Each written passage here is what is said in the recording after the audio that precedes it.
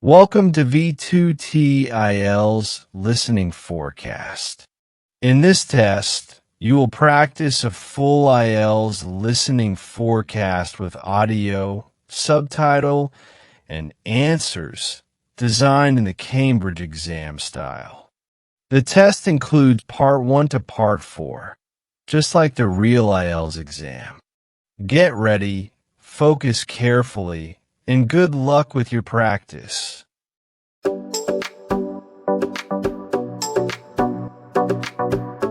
Section 1.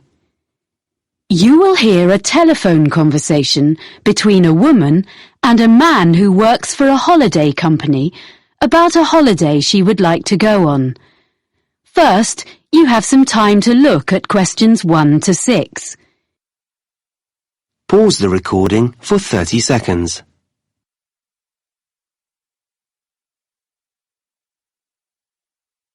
You will see that there is an example that has been done for you.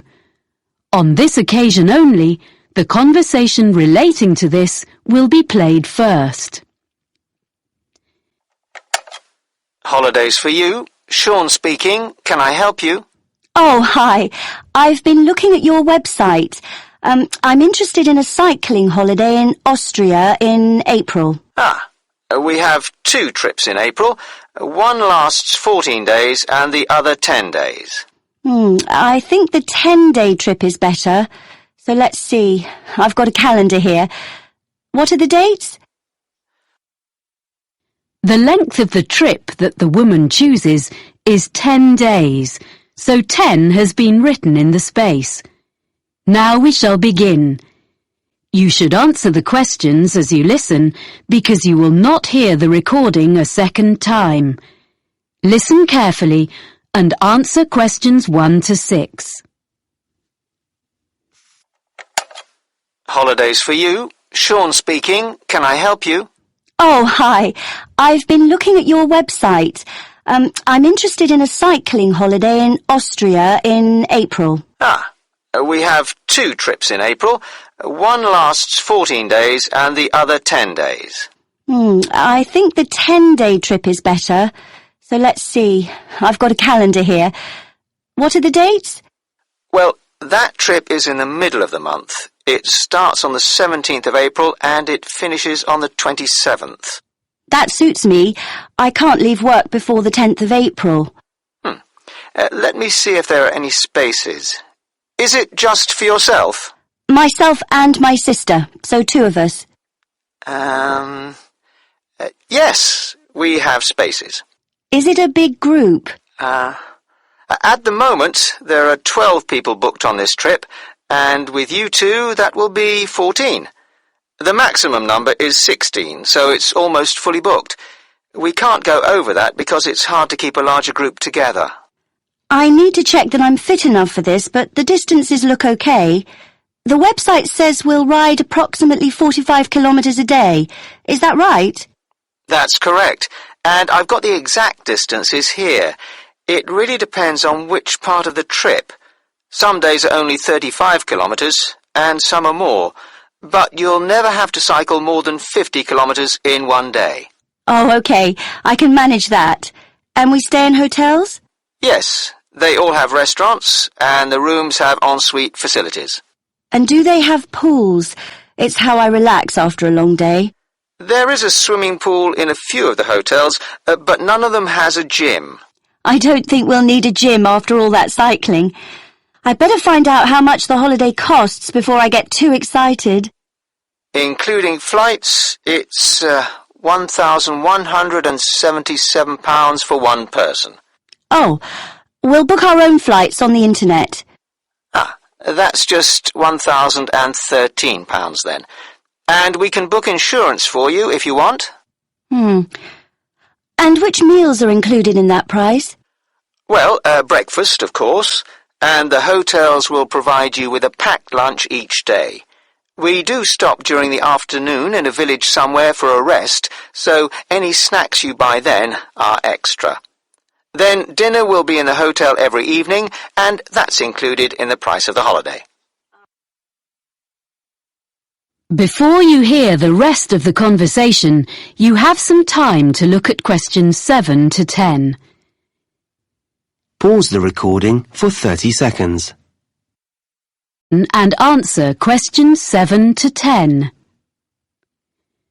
And you provide the bicycles, of course. What else? A lock and a bell come with the bike, as well as lights, although you shouldn't need to cycle in the dark. There's a small bag, or pannier, on the front of the bike, where you can put the things you want to take with you during the day, like water or fruit. But we won't allow you to cycle unless you bring a helmet. We don't provide these locally because, like walking boots on a walking holiday, it's really important it fits properly. Okay. If there's any special gear you need for your holiday, we recommend a particular website, and you can get a discount by quoting your booking reference. Great. What is it? It's www.ballantine.com. That's all one word, and I'll spell it for you. www.ballantine.com. Good. I've got that down. I've been looking at your website while we've been talking. I see we cycle along the River Danube. Yes, it's one of Europe's most well-known areas for cycling. It looks fascinating. Lots of beautiful countryside and things to see. I should warn you that we do reserve the right to make some alterations to the route if the weather is bad. Some of the tracks sometimes get very muddy. Okay. Well, hopefully it won't rain too much. I know we stop in towns and villages, but do we get a chance to look around? Because I'm really interested in history. Oh yes, you get opportunities to explore. Is there something in particular you want to see? There's a theatre in a town called Grine. A friend of mine went there last year and said it was amazing. Let's see. Yes, there's a guide who'll take you round the building. We don't have any other tours arranged, but you can visit several castles and museums on the holiday. Well, thank you for all that information. I'd like to book that then. Right, well, I'll just... That is the end of section 1. You now have half a minute to check your answers.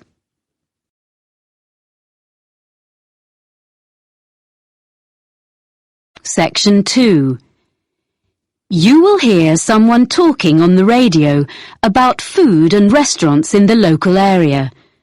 First, you have some time to look at questions 11 to 14. Pause the recording for 30 seconds.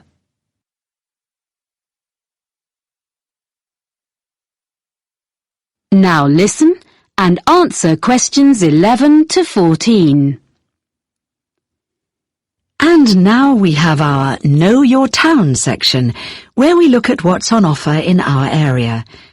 Today, John Munro is going to tell us about local food and eating out. John. Well, most of us buy our food in supermarkets these days, but we're very lucky having a wonderful market here. It was originally on the piece of land in front of the cathedral, but at the beginning of the 20th century, it was moved to a site by the river. When the new shopping centre was built in the 1960s, it found a home beneath the multi-storey car park, where it still is, but there are plans to move it back to its previous home by the river. The market is now open 6 days a week. On Tuesday to Saturday, you can buy fresh fruit and vegetables, meat and cheese from the area, as well as a whole range of imported produce. But if you come on a Sunday, you'll find a different market, where craftspeople sell what they have made, things like bags, cards, clothes. During the week, there are a few stalls selling more everyday utensils like saucepans and cleaning products alongside the fruit and vegetables, as well as one new stall selling antique furniture, which is proving to be very popular. People often ask what our local dish is. As we're by the sea, they expect it to be some kind of fish recipe. Our fish is good, of course, but there isn't one particular dish that stands out. What we do have is an apple cake that isn't really made anywhere else. There's a new cafe in the high street, Barton's, which bakes them fresh every morning and serves them with delicious homemade ice cream in a choice of flavours. Now, the harbour is obviously the place to buy fresh fish. Every morning there's a stall where local fishermen sell a selection of the day's catch before the rest goes to London or abroad. They've been doing that for as long as anyone can remember, of course, but the harbour itself looks very different from a few years ago. Most of the restaurants used to be at the far end, but that part was redeveloped, and the restaurants had to relocate to the other end. Many of them are simply the old ones in new premises, but a couple of new ones have opened recently, so there's a good range now, both in the harbour and the town itself. I'm now going to give you my top 6 places to eat in different parts of the town. Before you hear the rest of the talk, you have some time to look at questions 15 to 20. Pause the recording for 30 seconds. Now listen and answer questions 15 to 20. So, number 1 for me is Merivale's, which is in one of the busiest parts of the town leading down to the harbour. It's in a side street, so it doesn't look out over the water, but it's very close, so you can take a walk after your meal and find one of the cafes with live music. At Merivale's, you can enjoy delicious fresh fish and seafood. The friendly staff offer very attentive service and a really enjoyable evening. The Lobster Pot is on the main road going down to the harbour, so it also misses out on the sea view, but the food makes up for that. It serves a huge range of fish and seafood, as well as vegetarian and meat dishes, so there's something for everyone. Prices are from mid-range to fairly expensive, so it's really only for a special occasion. Elliot's is in the city centre and is a very upmarket restaurant in the evening, but during the day it serves lunch and coffee. It's on the 20th floor above some offices, and it's a great place to sit for a while, as you can see most of the city spread out from there. It does get very busy though, and you may have to wait to be served. Not far from the city centre is the Cabin, which is on the canal bank. You can't park your car there. It's a 15-minute walk from the nearest car park, but it's very peaceful. A good place to relax away from the traffic. It's not cheap, but it's an ideal place for a long lunch. The Olive Tree is a family-run restaurant in the city centre offering beautifully prepared Greek dishes. It's well known locally and very popular. Service can be slow when it's busy, as all the food is freshly made. There's plenty of room, and on Friday and Saturday nights, the wooden floors resound with live music and dancing, which is certainly worth going for. The last place I want to recommend has only just opened in a converted school building. The old school restaurant has been very cleverly renovated. The use of mirrors, plants and the colours on the walls makes you feel as though you're in a large garden instead of the city centre. There are only a few dishes on the menu, but they change every day. So, Tanya, That is the end of section 2. You now have half a minute to check your answers.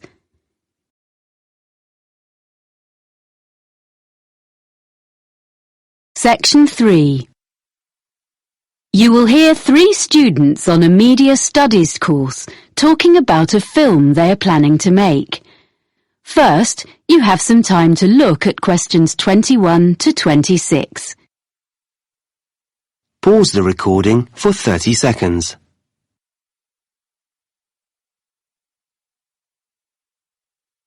Now listen carefully and answer questions 21 to 26. Hi, Mike. Hi, Razor. This is Helen. Hello. We're really pleased you've agreed to join us on this film project. Yes, your experience is going to be so useful. Well, I hope so.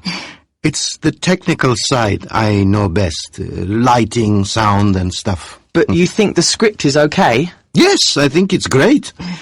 Have you decided where you're going to shoot? Well, there's the watermill scene at the end, and we've thought about some locations in town we can use. They're behind the shopping mall and on a couple of residential streets, and in an empty shop on campus. It means we don't have to worry about getting permission from a shop owner.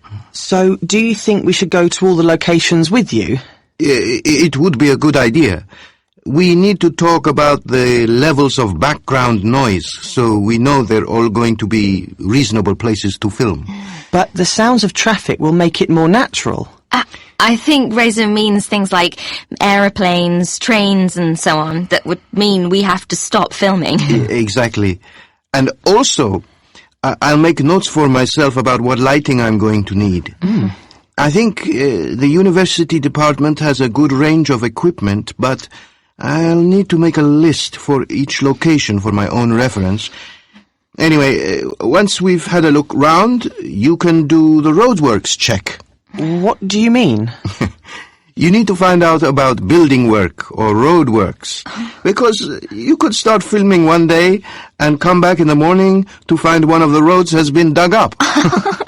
The local council have to be informed about things like that, so you can find out from them. Okay. Then I think we need to work from the script and put together a list of all the scenes and decide which ones we're going to film when. We need to prepare the shooting schedule day by day. You're right. Then, when you know how long filming is going to last, you can tell everyone when they're needed. Okay, so as soon as we can, we'll audition, and then when we contact people to offer them parts, we can send the exact dates and make really sure they're free. Because often the actors are all enthusiastic, but then when you try to pin them down about whether they're really free at that time, you find they've got exams or something, or they're off to a festival just before, and you have to rush about looking for replacements. Then we need people who can take over the main parts if one of our stars falls ill or something. Yes, I agree. So offer the main parts to the people we really want, and then look at other volunteers who were okay. Yes. We can select the understudies once the main roles have been confirmed. So, once we've got that sorted, and we've held all the rehearsals of the main scenes, we'll be ready to start filming. Yes, that sounds good. Anything else? Well, just housekeeping, really. We don't actually need costumes, because actors will wear their own clothes. My family has agreed to lend us some pieces of furniture which we need, so we'll go and fetch those the weekend before we start. We'll provide food and drink during shooting, so I'm going to borrow some cool boxes. And I've got a little van. Most of the locations are within walking distance of the halls of residence anyway. The only one further away is the watermill. Yes. Can you tell me about that? Okay. Hang on a minute. I'll get my notes. There's a plan in them. Before you hear the rest of the conversation, you have some time to look at questions 27 to 30. Pause the recording for 30 seconds. Listen and answer questions 27 to 30. Here's the mill. You see, basically you have a vertical water wheel which was used to power the grinding stones. It sounds really interesting. Will we film inside? Yes, that's where the final scene between the girl and the man takes place. Our plan is to fix one camera outside by the window next to the door to film through the window, and then have another handheld camera inside the mill. That means we can get two views of the same scene. We were going to do something using a mirror, but we decided that would be too complicated.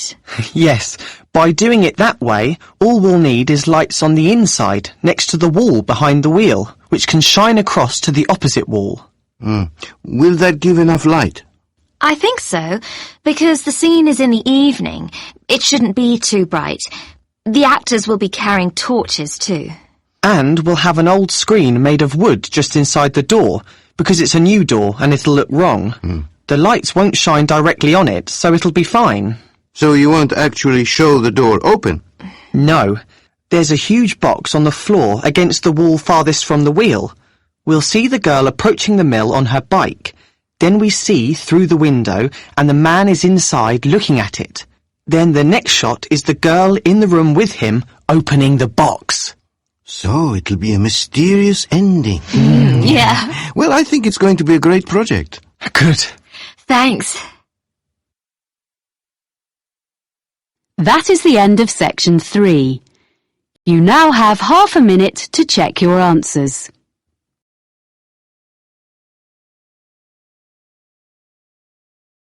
Section 4.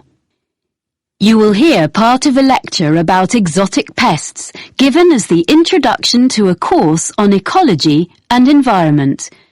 First, you have some time to look at questions 31 to 40. Pause the recording for 1 minute.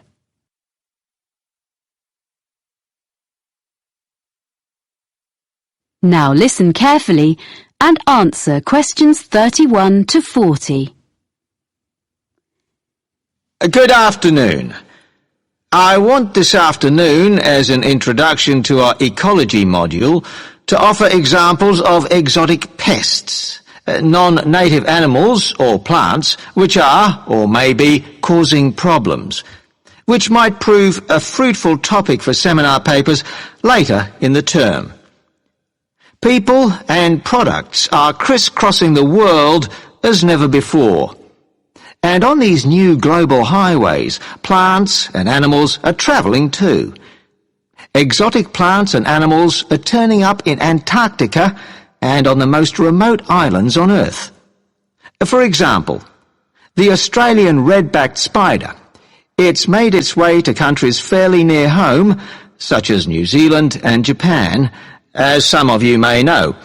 Well, it's also been found on Tristan da Cunha, which is a remote island thousands of miles from anywhere, way out in the middle of the Atlantic. Now, another famous animal invader in the other direction, so to speak, from England to Australia in the southern hemisphere, is the rabbit. This was in 1830, and it might seem less of a threat, but it became an extraordinarily destructive pest. The fact that rabbits increased so rapidly is perhaps more understandable when we remind ourselves that they had originally been introduced to England from continental Europe 8 centuries earlier. This was because they were regarded as a luxury food source, and in spite of having warm fur, they probably originated on the hot, dry plains of Spain, which of course explains why they thrive in the climate of Australia. A much less cuddly example of a pest introduced to Australia, this time from America, is fire ants. These are increasing and spreading very fast. Their huge nests can now be found in gardens in the city of Brisbane, and they are costing the Australian government a great deal of money in control measures. These were an accidental introduction, rather than a deliberate one, brought to Australia, probably in horticultural imports or in mud on second-hand machinery. As a biologist and conservationist, I have become increasingly concerned about these matters. Exotic invasions are irreversible and deserve to be taken more seriously, even when they aren't particularly damaging. For example, something that is not necessarily a major disaster compared to other ecological experiments. In 1975, an Australian species of earthworm was deliberately introduced to the Northern Hemisphere in Scotland because they were bigger than the natives. The aim was that they would be more effective than native species, but in fact they don't do more for the soil condition than the smaller locals which they displace. Although they don't do a lot of harm, as far as we know up to now, this will probably prove to have been a mistake. A much more serious case, also in Scotland, as well as other countries, along with the latest victim Iceland, is the New Zealand flatworm. This is a most unwelcome newcomer in these regions of northwest Europe. Basically, this flatworm came into these countries by accident. It's now been realised that it was actually carried in the plant pots containing exotic ornamental shrubs and so on, and as it eats local earthworms and doesn't benefit the local ecology in any way, it is a real pest. Next, there's a further instance, this time in the water, and it's come from Japan.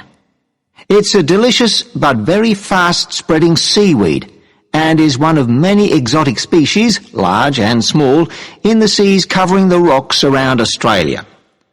Unfortunately, it is replacing indigenous seaweeds and permanently altering the ecosystem. However, to look at the situation from a business point of view, it is now being harvested and exported, dried, back to Japan, its original home, where it's particularly popular. So, sometimes we may find accidental benefits from apparently harmful arrivals. Well, you could say that world ecology is now going the same way as popular culture. Global music and fashions, food and drinks are taking over from local ones in every land. And in ecosystems, we find vigorous exotic invaders overwhelming native species and natural habitats. But can we find any examples of invaders which appear to be a problem and then find that in fact they may not be such a big issue after all? We might take as an example a native of Australia, the budgerigar, the most common pet parrot in the world, of course. Because there have been many escapes over the years, it is now to be found flying about in feral flocks where the climate suits it. So, these flocks of budgerigars have been getting very numerous in the southeast of the United States, particularly in residential areas. People have been getting quite worried about this, but it has been observed that the size of the flocks has diminished somewhat recently. The fact that they are smaller is thought to be due to the fact that new competitors for their habitat have arrived from other places. That's the last example for now. What I'd like you to consider is this. Is the planet Earth moving towards a one-world ecosystem? How far would it be a wholly bad development? That is the end of section 4. You now have half a minute to check your answers.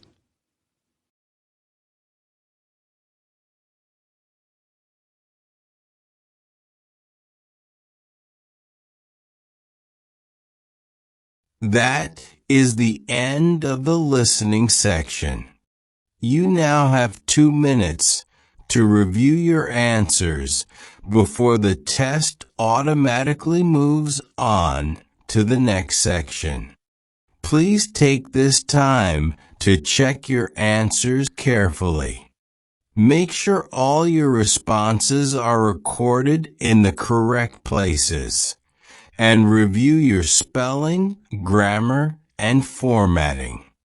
Once the time is up, the system will take you directly to the reading section. Please remain seated and stay focused. The next section will begin shortly.